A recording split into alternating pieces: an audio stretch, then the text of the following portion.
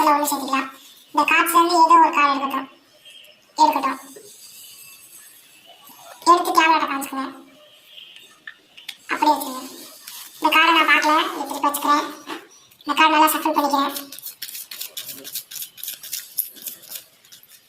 நல்லா சஃபில் பண்ணிக்கிறேன். அதாவது சஃபில் பண்ணிக்கலாம்.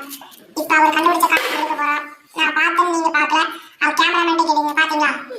பார்க்கல. இப்போ அவர் எடுத்த கார்டை நம்ம வந்து ரிவைல் பண்ண போகிறோம். வாங்க ரிவைல் பண்ணலாம். அவர் எடுத்த கார்டு இது இல்லை. கரெக்டா? இது இல்லை. அவர் எடுத்த கார்டு இதுதான். கரெக்டா?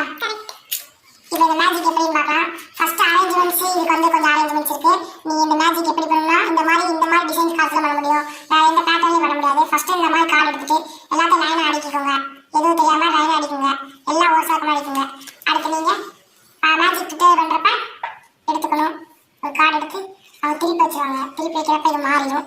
ஸோ நம்ம இப்படி வச்சு நம்ம எவ்வளோ சஃபில் பண்ணாலும் நமக்கு அந்த கார்டு வந்து ஐடென்டிஃபிகேஷனாக இருக்கும். எடுத்து பார்க்குறப்ப அந்த ஒரு கார்டு மட்டும் டிஃப்ரென்ஸாக இருக்கும்.